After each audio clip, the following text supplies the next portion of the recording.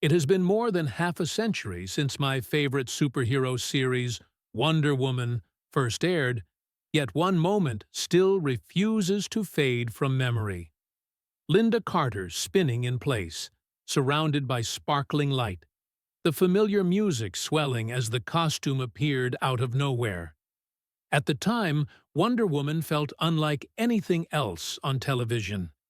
She was powerful without losing grace, feminine without being fragile. For many viewers, especially younger ones, she felt almost unreal, someone you watched again and again, never quite growing tired of the magic.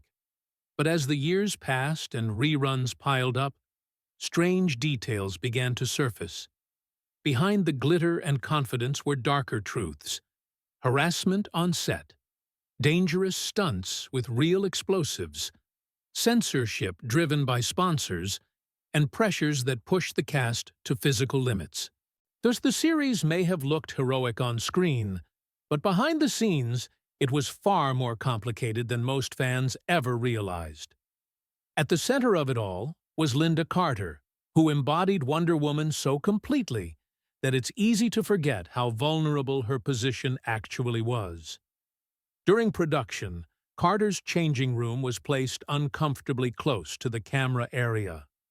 One cameraman abused that access by drilling a small hole into the wall, spying on her while she changed.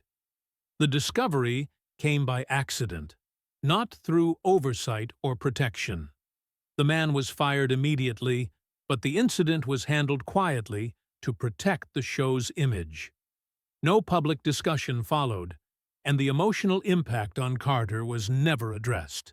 For Hollywood in the 1970s, protecting the brand mattered more than acknowledging harm done to the actress carrying the entire series. Danger didn't stop there.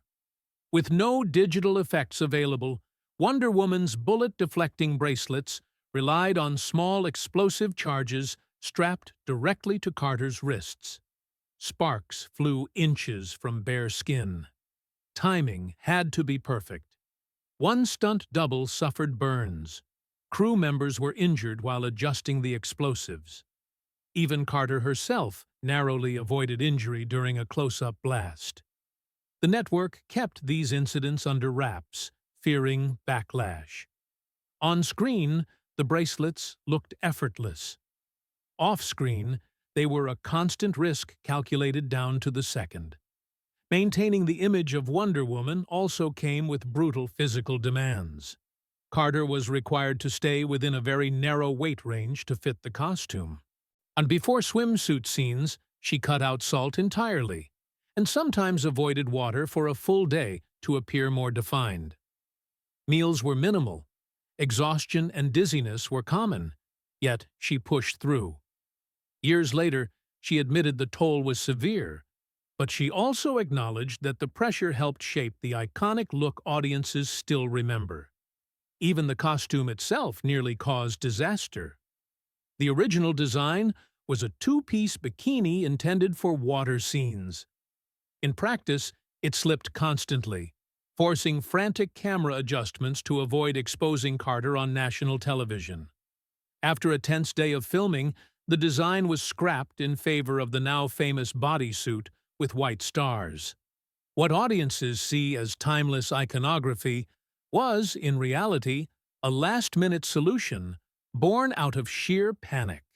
One of the most unforgettable elements of Wonder Woman, the transformation spin, was never part of the comics or original scripts. Carter herself suggested it during a test shoot, spinning like a dancer and freezing in a powerful pose. The crew immediately recognized its magic. Early episodes required Carter to physically spin, then quickly change costumes between shots. Only later were light effects added. The spin became so iconic that it eventually made its way into the comics, as if it had always belonged there. Not every creative decision survived network politics. One episode, centered on toxic cosmetics harming women, was written and prepared but never filmed. The reason was simple.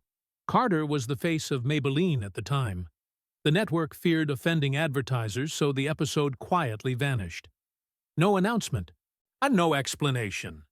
Just another reminder that television storytelling often bowed to corporate interests. Carter also performed stunts that would never be allowed today. In one episode, she personally clung to a real helicopter in flight because the camera angle made it impossible to use a double. Despite network outrage, she insisted on doing it herself. The scene lasted seconds on screen, but it remains one of the most dangerous moments in the show's history. As the series evolved, so did its tone. When the show moved from ABC to CBS, the setting jumped abruptly from World War II to the 1970s with no explanation. Campy comic elements were reduced in favor of a more serious, spy-like style. Carter supported the shift, believing Wonder Woman should be taken seriously as a role model, not treated as a joke. Despite its success, the show faced censorship simply for portraying a woman who was stronger, smarter, and more capable than the men around her. Scenes were trimmed, dialogue softened, and leadership moments reduced to avoid unsettling viewers. Ironically, that resistance only highlighted how powerful the character truly was. Today, even HD remasters reveal visible wires, hydraulic jacks, and set flaws once hidden by old televisions. Instead of ruining the illusion, these imperfections make Wonder Woman feel more human. A reminder that behind the myth was a woman standing in an uncomfortable costume, facing real danger, and carrying the weight of expectations few others ever had to bear. And that, more than the spin or the music, is why Wonder Woman still matters.